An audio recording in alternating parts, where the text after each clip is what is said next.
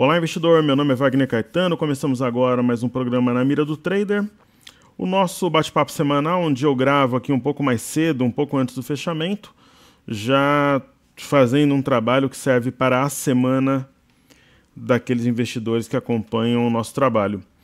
Para quem não me conhece, eu sou trader profissional e diretor da Top Traders e acredito que o melhor caminho para a construção de riqueza ao longo do tempo na renda variável é a montagem de uma boa carteira de ações e, quando possível, operações com mini índice e mini dólar para que possa incrementá-la.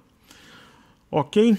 Para quem tem interesse em receber informe cenário que eu distribuo há cerca de 3 anos, já diariamente de manhã, ele é enviado para o e-mail daqueles que se cadastram.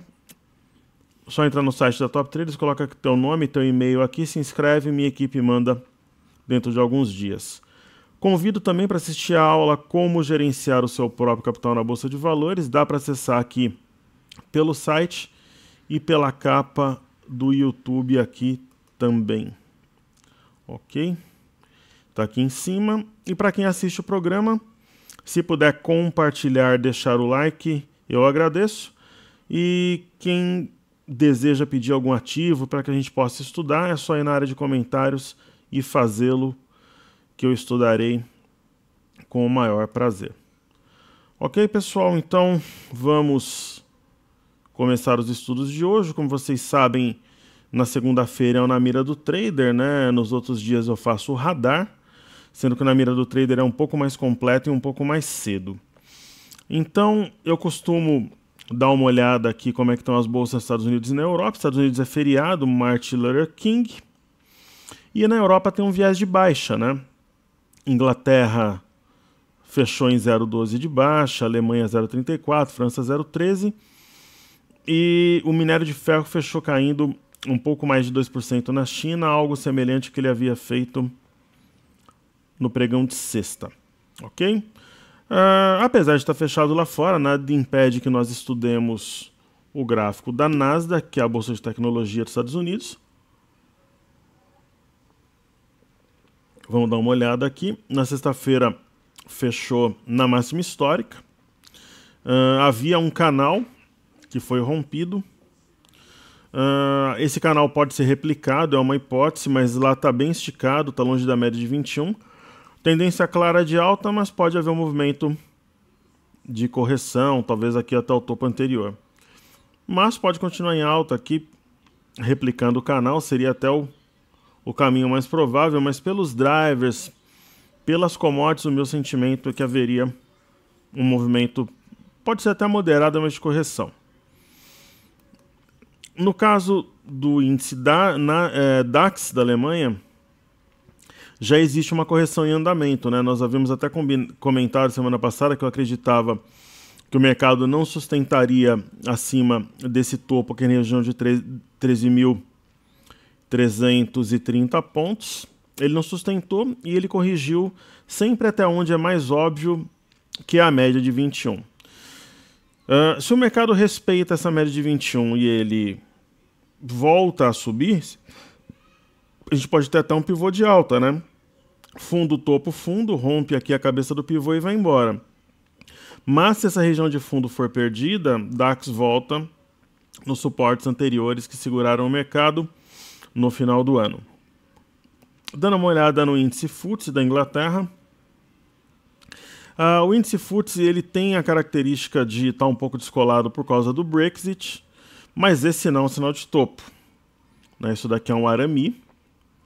Então o arame sugere uma correção nos próximos pregões até a média de 21. E o índice CAC da França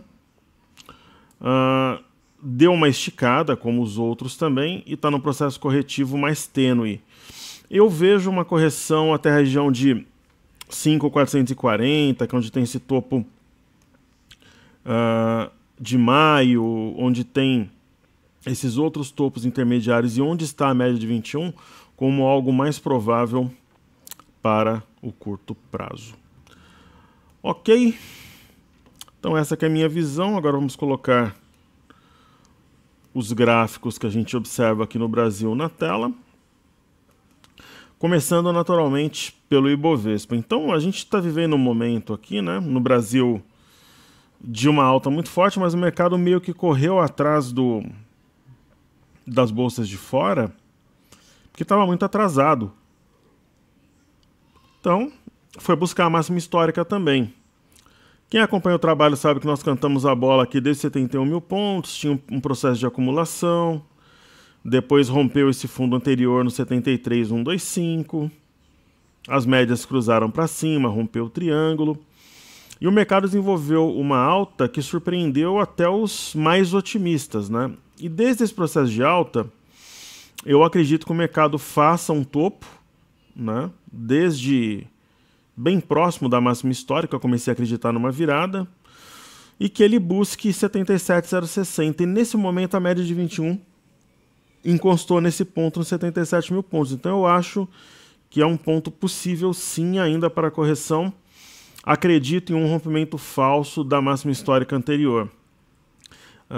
Só para deixar bem claro, pessoal, durante todo o período de alta do 71, eu estava altista e comprado. Somente agora, na máxima histórica, que a gente acredita no movimento de inflexão, que fique bem claro aí, tá? Nós estávamos comprados tanto na carteira de ações, a qual nós estamos vendendo pouco a pouco e realizando lucro, como também no índice, tá? Que fique bem claro aí, ninguém está comprado desde aqui de baixo, desde aqui do meio, que fique bem claro, ninguém está vendido, aliás, estávamos comprados até recentemente, só para ficar bem claro aí, porque o pessoal adora criar fantasias, né? Mas nada como ter o canal aqui no YouTube diário para poder combater boatos que existiam anteriormente. Então, a partir de recentemente, a gente tem acreditado no movimento de possível inflexão, e eu acho que o objetivo seria 77 mil pontos. Essa é a minha leitura. E se você observar algumas situações, como por exemplo aqui mesmo, né, quando foi rompida a máxima em setembro, o mercado teoricamente fez um pivô, aí o rompimento falso do pivô levou no movimento até 71 mil pontos. E eu acho possível novamente um pivô falsamente rompido levar o mercado a um movimento de correção. Agora, se ele subir, paciência, aí cada um tem sua opinião, traça a estratégia. Eu só acho que é mais provável, mesmo porque hoje tem vencimento de opções, e geralmente o mercado acontece sempre alguma coisa relevante entre o dia do vencimento, 2 dias depois. Isso é histórico, ok? Aí veremos aqui também o BOVA11, que ele está bem na máxima histórica anterior, está namorando ali a máxima, trabalhando. Pode deixar aqui um topo duplo, como o Ibovespa, e corrigir até o 74,45, onde está a média desse topo anterior, mas tem um gap aqui aberto também, de repente vem um pouquinho além. Mas primeiro é aquela história, pessoal. O pessoal já quer traçar o objetivo para correção. Primeiro tem que sinalizar, depois tem que distribuir, se for o caso, ou montar uma figura, começar a cair, aí, né, fazer topos e fundos descendentes no intraday. Não é algo tão simples assim, né? Chutar é fácil, agora trabalhar com base em dados é outra história. Ok? Então esse é o BOVA11. Aí falando do índice futuro, o índice futuro tem a máxima aí, a gente usa o gráfico perpétuo, né? Então muda o valor naturalmente em relação ao Ibovespa à vista. 79,885, ele está tentando romper, na verdade ele tem um ponto até mais alto, que é o 79,945, que ele rompeu e está tentando consolidar, né, podendo aqui fazer um rompimento falso e descer, né, com um possível teste de 77.500 pontos, ou simplesmente se manter acima desse patamar e continuar desenvolvendo a alta. Pela distância de média, eu acho que seria mais provável alguma coisa no sentido corretivo. Né? E se a gente olhar aqui o gráfico, por exemplo, de 15 minutos, já tem um topo mais baixo que o anterior, mas você pode falar, professor, mas aqui tinha também, né? Mas tem, né, algo que pode ser visto, aqui está num ponto um pouco mais alto. E a gente pode até pensar aí num possível topo duplo aqui, né? Poderíamos visualizar 2 topos aqui, né? E muitas vezes quando o segundo topo ele é mais baixo que o anterior, até fortalece o padrão, mas eu não acredito, por exemplo, numa queda hoje, claro, né? Mas a partir de amanhã acho que é uma hipótese que deve ser levada em consideração. Então, abaixo de 80 mil pontos, sendo mais exato 88.010 pontos, ele acionaria esse topo duplo e poderia, no mínimo, trazer o mercado até a base da figura 79.305 aqui. Ok? E aí, avaliando o dólar, né? O dólar, eu estou neutro no dólar há algum tempo. Ele tocou essa LTB, a venda boa foi aqui, né? E é o que eu falava de manhã para os meus alunos, pessoal. O mercado não respeitou o fundo em 3.225, mas ele tem uma nova região de fundo nos 3.200, né? Foi fundo em agosto, depois montou um repique no finalzinho de agosto também, foi fundo aqui em outubro. E esse padrão de hoje, se você avaliar friamente, ele é um padrão de fundo, né? É aquele padrão penetrante. Mais um pouquinho que subir aqui forma o padrão penetrante. Então, ali nós teríamos um possível sinal de fundo. E se romper 3.225, fortaleceria, confirmaria esse sinal, porque além de uma continuidade de alta de curto prazo, deixaria esse fundo e a média de 5 para trás. E aí, avaliando aqui um gráfico intraday aqui de 30 minutos, a gente poderia traçar alguma coisa parecido com isso aqui, ó. Uma LTB, que pode servir como balizamento, ferramenta de decisão, caso seja rompida. Ok? Agora falaremos das nossas lindas e belas criptomoedas. Hoje está um pregão mais moderado. Vou falar do Bitcoin primeiro, 14.183 dólares.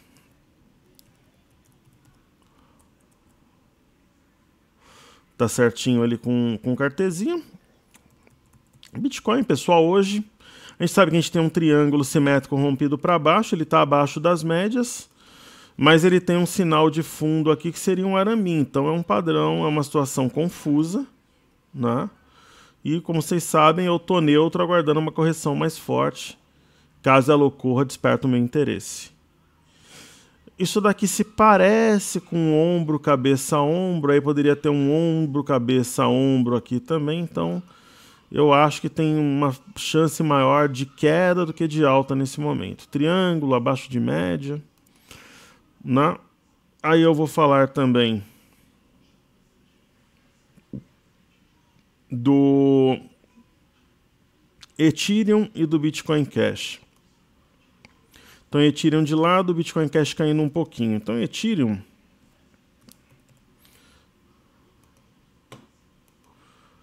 que é uma das minhas criptomoedas prediletas, ela fez um movimento muito técnico, né? Que nada mais foi do que um pivô de alta, fundo, topo, fundo, rompeu e desenvolveu aqui o pivô de alta. Não precisa nem traçar Fibonacci, ó. Você conta aqui os quadrantes, ó, 1, 2, 3, 4, 5, 6, 7, 8, 9, 10, ó. 1, 2, 3, 4, 5, 6, 7, 8, 9, 10. Ó. O trader que é trader, pessoal, trader raiz, usa Fibonacci também? Claro que usa, eu ensino, é um dos pontos altos do meu curso. Mas o trader que é raiz vai no olho aqui, ele conta quadrante aqui, projeta, foi 100% certinho, né?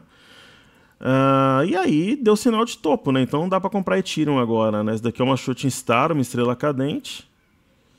E para quem quer entrar tem que esperar corrigir e ver até onde vai a correção. Eu pelo menos não compraria, longe de média e com o objetivo de um pivô cravado. E aí tem o Bitcoin Cash, que eu gosto também. Mas por que você gosta, professor? Eu gosto porque você estuda os fundamentos, a história, quem está por trás daquela cripto e você, na sua ótica, ali julga interessante, promissor, as parcerias. Então o Bitcoin Cash é aquele caminhão descendo ladeira, provavelmente até encostar na LTA, Ele encostou aqui em novembro e dezembro, e aqui a gente avalia que tipo de sinal vai ter, caso realmente encoste, caso realmente esse movimento seja materializado. Certo? Então falei do futuro à vista, BOVA 11, dólar e criptos, e agora eu vou falar dos pedidos do YouTube. Sempre na ordem cronológica que nós temos aqui. Pessoal, falando de CESP, a CESP sendo claro, curto e objetivo. A compra boa foi aqui nos 12 no topo duplo, né? E ela foi, subiu, desenvolveu o movimento e está lutando aqui numa LTB. Vai depender muito de fluxos. Se o mercado como um todo continuar subindo, eu acho que a CESP vai subir junto tal, e vai desenvolver. Se o mercado como um todo começar a vender, começar a cair, ela deve cair de forma aguda, porque está longe de média. E aí se perder o 14,02 aqui, deve acelerar rumo a 13 alguma coisa, até a média de 21. Né? A grande questão do momento, pessoal, é comprar ou não. Para quem acredita que a alta nem começou, é momento de compra, porque a tendência é de alta. Mas quem acredita numa correção para a retomada posterior da alta, como eu acredito, seria momento de ir realizando lucros da maior parte da carteira. Tem uma ou outra ação que está dando compra? Tem. Só que aí tem que peneirar, na minha opinião. Né? Agora, se tiver um cenário de correção, até uns 77 mil pontos, aí muitas oportunidades estarão à disposição de quem tem caixa. Falando aqui de direcional, que é o segundo ativo aqui da lista, é um típico caso de tem tudo aqui para subir, tá? Que é esse tudo? Um triângulo rompido, tá acima da média de 21, e além disso tem um ombro cabeça ombro invertido. Só que ela pode subir a partir de agora ou ela pode corrigir, inclusive de forma bem aguda, gerando até stop daquele pessoal que é mais dramático, que acha que o mundo vai acabar. Porque o que acontece, pessoal? O mercado está subindo. Se você olhar na mídia, os analistas, os entendidos, os gurus, os formadores de opinião, eles só falam em compra. Compra, compra, compra, eles começam a alimentar a expectativa compradora.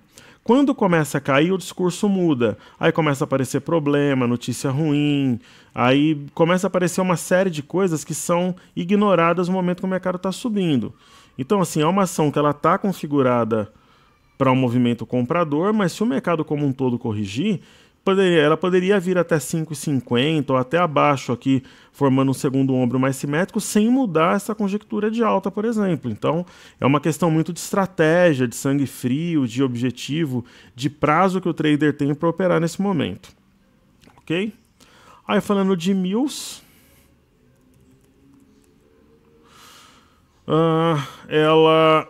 aqui ela deu uma compra muito, muito boa. Pra vocês terem uma ideia, eu sempre conto as histórias para vocês aqui. Quando eu faço uma imersão, inclusive logo a gente vai começar a fazer a pré-lista de novo, vai ter uma imersão na primeira semana ou na segunda semana de março. Deixa eu ver aqui. Aquela imersão técnica que a gente faz. Se eu não me engano, ela será nos dias 7 e 8 de março. Aquela que opera comigo, fica um tempo no grupo, pode permanecer depois. Logo, logo a gente vai começar a fazer a pré-lista. Quando a gente faz a imersão, eu monto uma carteira de 6, 7 ações. Deve ter tido uma ou outra imersão que foram 5, uma ou outra foram 8, mas em média 6 ou 7. E essa ação não entrou na carteira, mas eu via um potencial muito grande que era a Mills. Ela simplesmente saiu de 3,50 foi a 5,30. Só que ela não entrou, jamais falaria que entrou aqui. Mas ela subiu 51%, mas ela estava no radar. Ela não entrou, na época a Valid não entrou, que subiu muito também, ou Velid, né, melhor dizendo. E ela tinha um ombro cabeça a ombro. Eu até brinquei com o pessoal aqui que isso daqui era um bogobol, ó. Sabe aquele bogobol que tinha na época que eu era garoto? Isso daqui ia quicar e ia parar aqui em cima. E eu tinha dado como alvo 5,10. Ela foi além, fez rompimento falso do 5,10 e derreteu depois.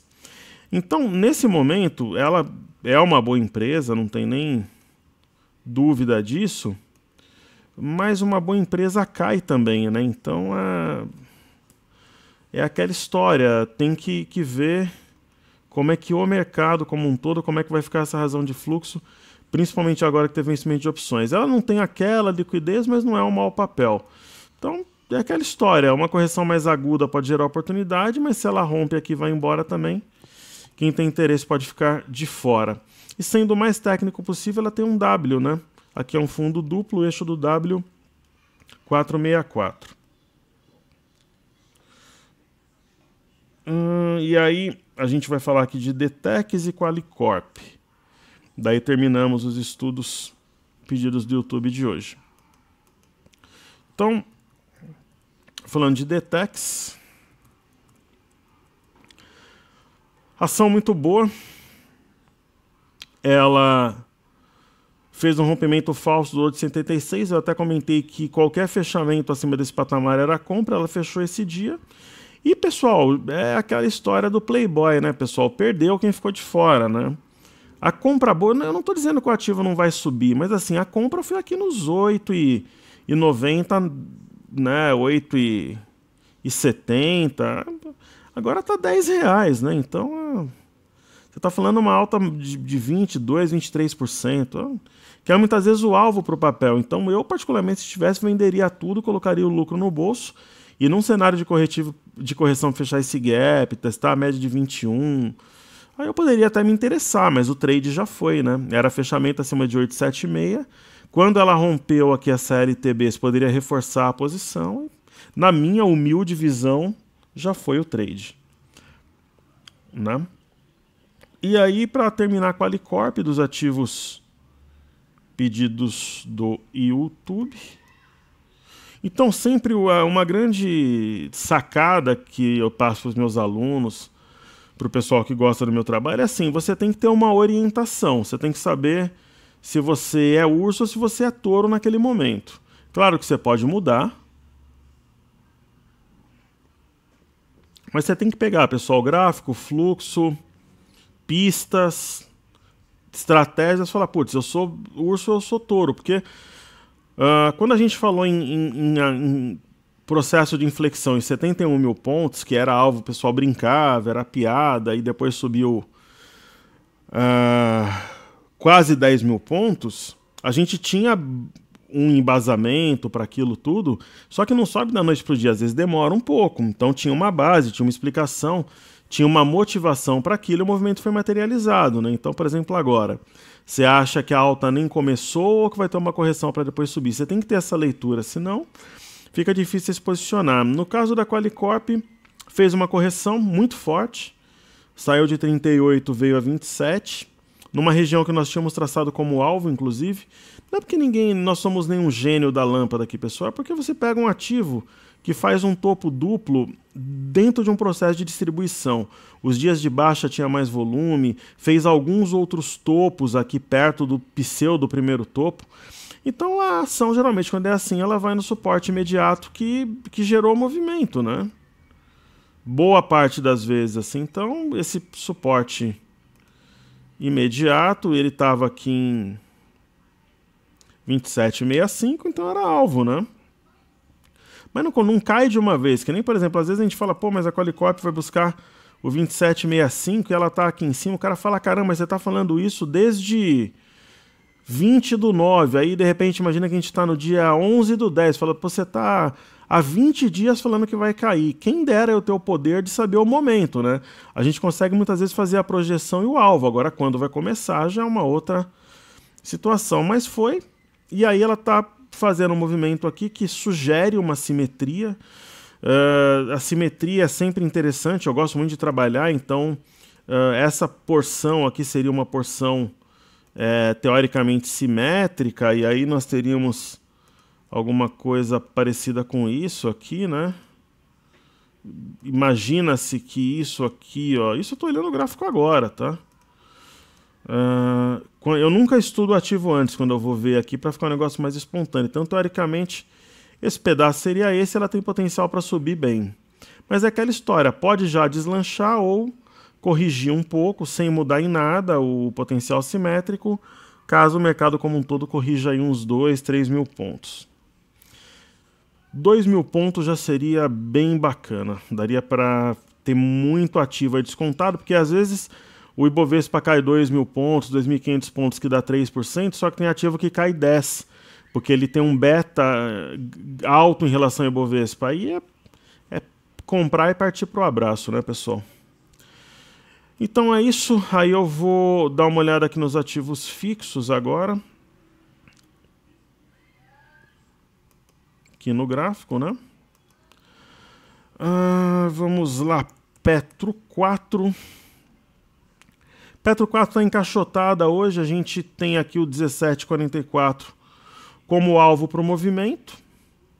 Hoje ela bateu 17,44. Ela fez questão de bater, né?